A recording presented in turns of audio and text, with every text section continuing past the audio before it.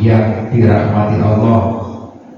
Berikut akan kami sampaikan laporan keuangan per 15 Desember 2023. Untuk saldo kas Masjid Ukhuwah Islamiyah per 14 Desember 2023 adalah sebesar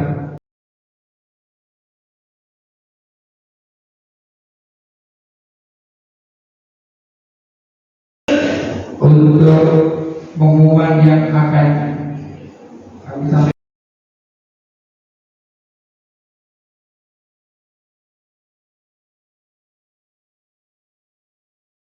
Demikian pengumuman yang dapat kami sampaikan.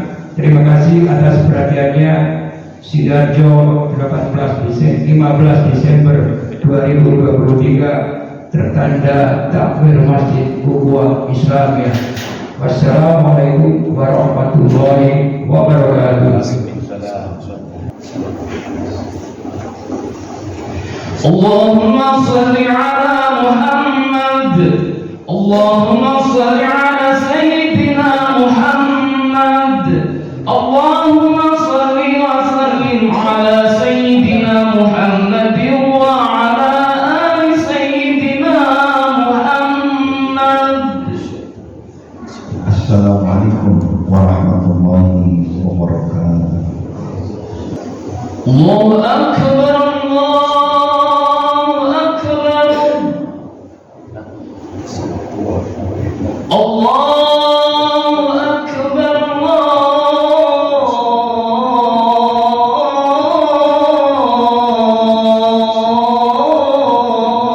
akbar. La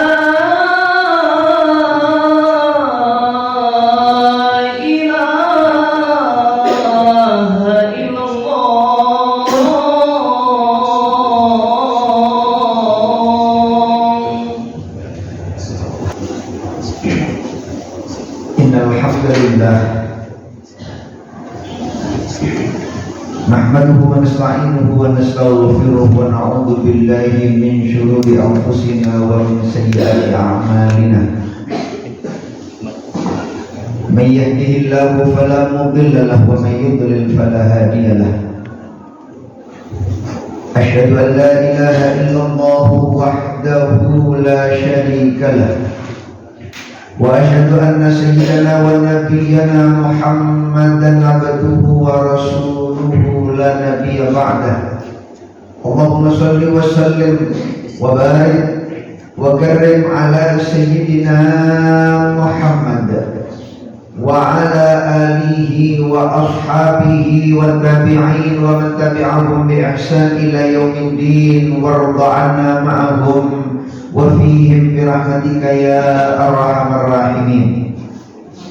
أما بعد فيا عباد الله أوصيكم ونفسي بتقوى الله فقد فاز المتقون. يا أيها الذين آمنوا اتقوا الله حق تقاته ولا تموتن إلا وأنتم مسلمون. صدق الله العظيم. Hadirin sidang jamaah Jumat Masjid Ukhuwah Islamiyah Sidoarjo yang semuanya mudah-mudahan diberikan kebahagiaan dalam kehidupannya oleh Allah Subhanahu wa Ta'ala. Bersama-sama telah kita sadari bahwa keberuntungan dan kesialan adalah ketentuan yang telah digariskan oleh Allah Subhanahu wa Ta'ala sebelum Allah menciptakan manusia.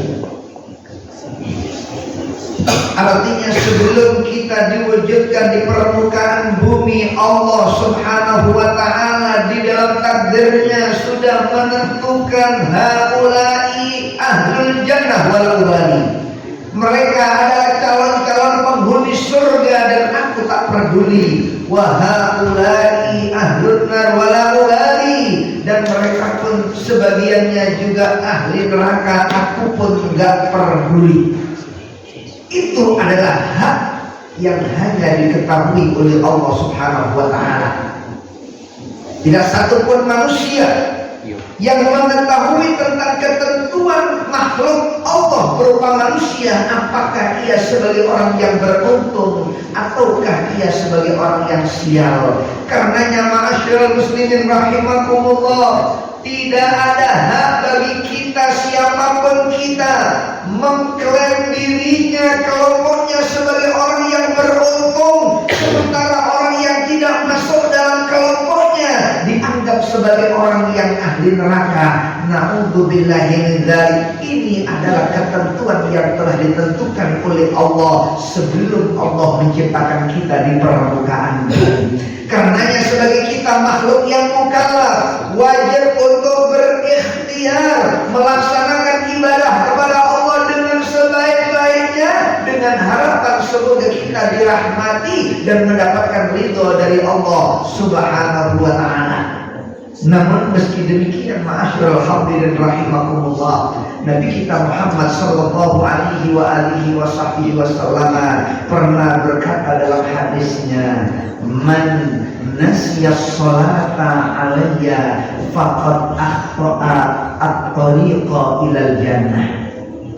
Yang artinya, barang siapa yang lupa bersolawat atasku, barang siapa yang mengabaikan pentingnya bersolawat atas Nabi Muhammad sallallahu alaihi wasallam, faqad akhta'at tariqa ilal jannah, maka hakikatnya yang harus difahami oleh orang tersebut, ia benar-benar salah jalannya menuju surga Allah Subhanahu wa ta'ala. Meskipun banyak sholat, meskipun banyak puasa, sekalipun banyak puasa, andai kata ia mengabaikan pentingnya bersolawat atas Nabi Muhammad sallallahu alaihi wasallam, berarti ia adalah contoh orang yang lupa dan salah jalannya menuju surga Allah Subhanahu wa ta'ala.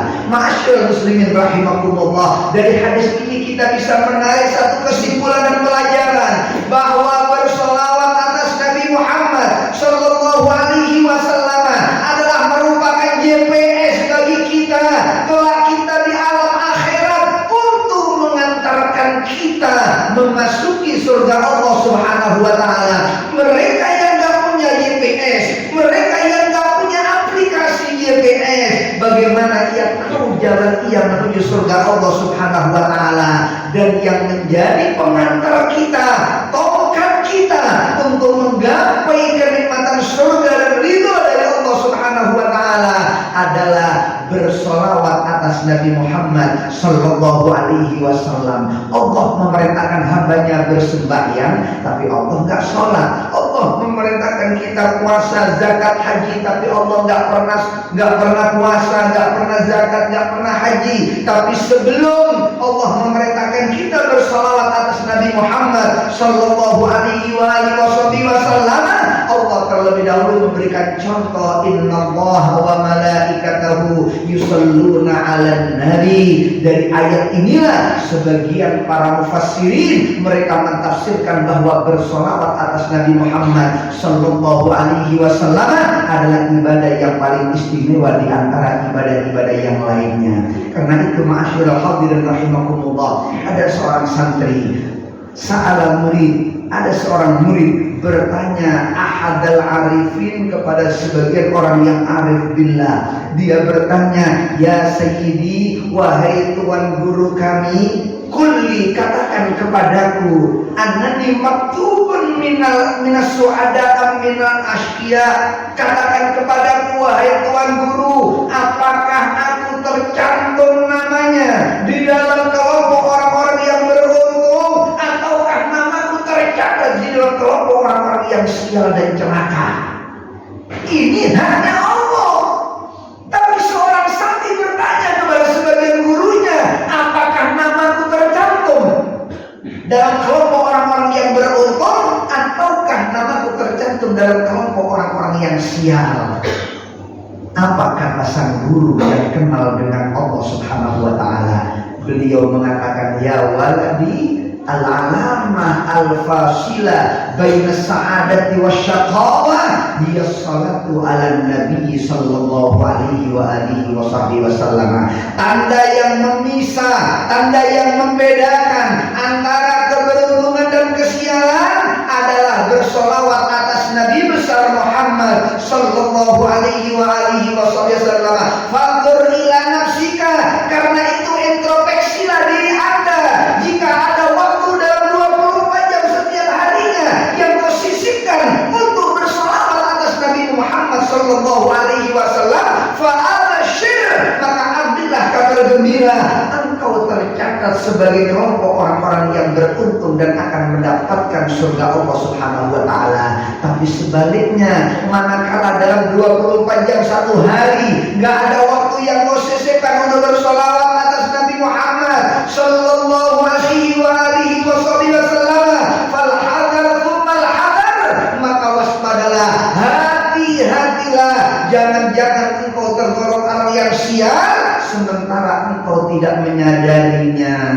Masyaallah muslimin rahimakumullah.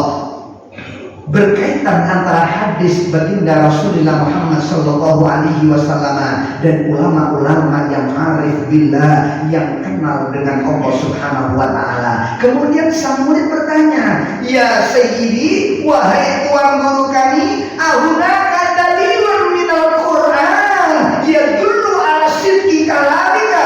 Apakah di sana ada bukti yang otentik yang membuktikan akan kebenaran ucapanmu hingga engkau berani menentukan keselamatan dan kesialan hanya terletak dalam bersolawat atas Nabi Muhammad sallallahu alaihi wasallam?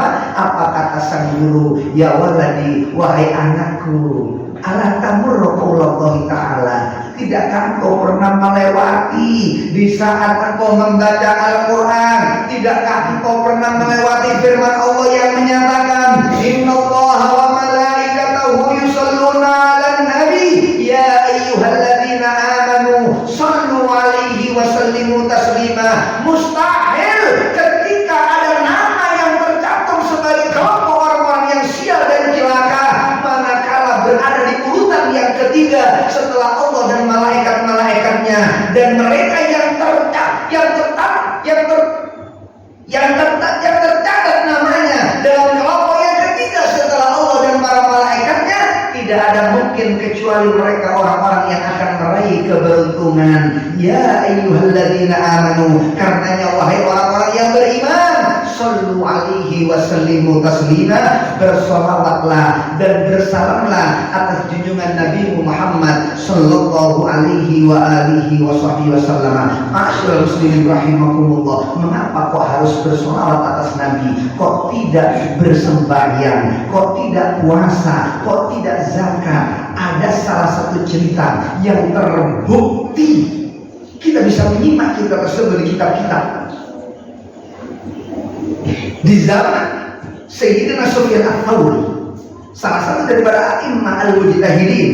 Ternyata a'immatul mujtahidin tidak hanya Imam Syafi'i, tidak hanya Imam Ahmad bin Hanbal, tidak hanya Imam Malik, tidak hanya Imam Abu Hanifah. Imam Sufyan Ats-Tsauri pun juga bagian daripada al-mujtahidin. Hanya saja mazhabnya tidak terbukukan hingga hangus digerus oleh masa dan zaman. Al-Imam Sufyan Ats-Tsauri pernah satu ketika ia melaksanakan ibadah haji menjumpai seorang pemuda yang disibukkan hanya dengan bersolawat, padahal ada ajaran doa yang harus dibaca, tapi ia abaikan. Ajaran ada di atas yang saya yang dibaca, tapi ia tinggalkan. Tidak membaca doa, tidak bertasbih, tapi sibuk dengan bersolawat atas Nabi Muhammad sallallahu alaihi wasallam. Ketika tawaf bersolawat, ketika sa'i bersolawat, ketika wukuf di Arafah sibuk dengan solawat. Bahkan semua amal-amal ibadah haji, mabit di Muzdalifah, Ramyul Jamarat, mabit di Mina, semuanya disibukkan dengan bersolawat atas Nabi Muhammad sallallahu alaihi wasallam. Imam Sufyan Ats-Tsauri keheranan melihat si pemuda ini, tapi melihat wajahnya si pemuda ini orang yang dekat dengan Allah. Ada pancaran sinar ibadah yang terpancar dalam wajah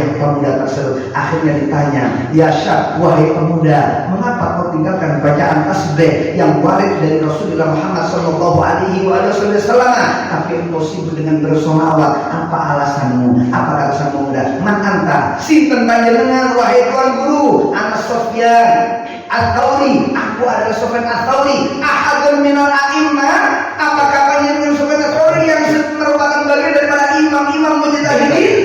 Haula yaqul, seperti itulah mereka mengatakan kepadaku, tapi aku tidak merasa kalau aku imam, hanya mereka yang menganggap aku sebagai imam. Apa kata sang pemuda? Wahai imam, andai kata engkau bukan orang yang diteladani oleh kaummu, aku tidak akan bercerita tentang masalah internalku ini. Aku berangkat haji bersama dengan orang tuaku. Di perjalanan orang tuaku mengalami sakit. Akhirnya nggak sanggup melanjutkan perjalanan. Aku tunggu sampai orang tuaku sembuh. Ketika aku tunggu, ternyata penyakitnya semakin parah dan hingga ia meninggal dunia. Betapa sangat bingungnya aku di tengah-tengah tempat yang tidak ada yang aku kenal siapapun. Aku sebagai orang asing, aku nggak bisa minta tolong kepada siapa. Nggak mungkin aku akan aku akan memperlakukan jenazah ayahku dengan sendiri. Nggak mungkin, aku harus membutuhkan bantuan. Tapi aku bingung kepada siapa aku minta pertolongan dan bantuan. Lebih bingung lagi ketika melihat wajah ayahku ternyata berubah seperti serpian malam. Petang gelap gulita hitam sangat menakutkan. Akhirnya aku tutup dengan sarung. Aku bingung minta tolong kepada siapa.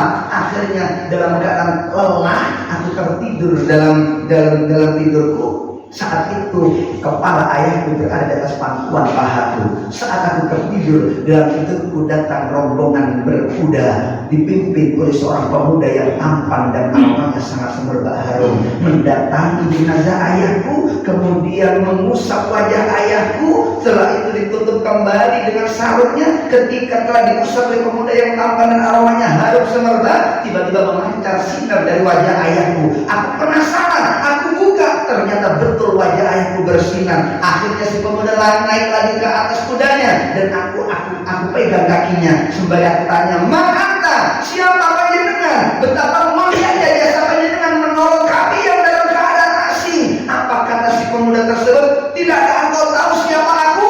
"Nah, aku tidak tahu siapa engkau." "Ana nabiyuka Muhammad Rasulullah sallallahu alaihi wasallam." Aku adalah nabimu, kanjeng Nabi Muhammad sebagai utusan Allah sallallahu alaihi wasallam. "Ada apa ya Rasulullah dengan ayahandaku?" Apa kata Rasulullah? "Memang orang tuamu saat di dunia orang yang fasik, orang yang banyak berbuat salah, orang yang mengabaikan perintah Allah, orang yang banyak menerjang larangan Allah, hingga ia terbawa orang-orang yang fasik. Tapi meskipun orang tuamu orang yang fasik, orang tuamu menyisihkan waktu untuk bersolawat atas diriku Muhammad Nabimu sallallahu alaihi wasallam. Ketika ia menghadapi sakaratul maut, istaghatha bi, beliau minta pertolongan kepada Allah dengan memanggil namaku. Akhirnya istadantu rabbi, aku minta izin kepada Tuhanku agar aku diizinkan untuk keluar dari pusaranku guna memberikan syafaat kepada orang-orang yang memanggilku. Karena orang tuamu gemar bersolawat atas diriku, layak dia untuk mendapatkan syafaat dan pertolonganku. Inilah bukti bahwasanya bersolawat atas Nabi Muhammad sallallahu alaihi wasallam mampu merubah kehidupan manusia yang mulanya sial sebagai calon penghuni neraka berubah menjadi calon penghuni surga Allah Subhanahu wa taala. Mudah-mudahan kita semuanya yang hadir, keturunan-keturunan kita ila yaumil qiyamah digolongkan oleh Allah dalam kelompok orang-orang yang selamat dan beruntung mendapatkan keridhaan Allah Subhanahu wa taala. Amin ya rabbal alamin. Barakallahu li wa lakum fil Qur'anil azim wa nafa'ani wa iyyakum bima fihi min al-ayati wa dhikril hakim. Aqulu qawli hadza fa astaghfirullahal azim li wa lakum wa liwalidayya wa liwalidikum fastaghfiruhu innahu huwal ghafurur rahim. Alhamdulillahi kama amara. أشهد أن لا إله إلا الله وحده لا شريك له ضربا لمن يعظم فيهم برحمتك يا أرحم الراحمين. اللهم اغفر للمسلمين والمسلمات والمؤمنين والمؤمنات الأحياء منهم والأموات إنك سميع قريب مجيب الدعوات وفرج الحاجات وغفر الذنوب الخطيئات برحمتك يا أرحم الراحمين. اللهم ادفع واصرف وادفع عنا الغلاء والوباء والربا والزنا والزلازل وسائر أنواع الفتن والمحن ما ظهر منها وما بطن عن بلدنا هذا illahu asyara al-daghin wal-zalimin wal-mu'tadin bima syi'ta ajilan ghayra ajilin fi afiyatin wa salamah bi rahmatika ya arhamar rahimin ya arhamar rahimin ya arhamar rahimin wa sallallahu alaihi Muhammad wa ala alihi wasallam alhamdulillahi rabbil alamin ibadallah inna allaha ya'muru bil adli wal ihsan wa ita'i dzil qurba wa yanha 'anil fahsya'i wal munkari wal baghi ya'idukum la'allakum tadhakkarun udhkurullaha alladhi yadhkurukum washkuruhu 'ala ni'amihi yazidkum was'alu min fadlihi yu'tikum wa dhikrullahi 'azza wa jalla wa akbar. Allahu akbar.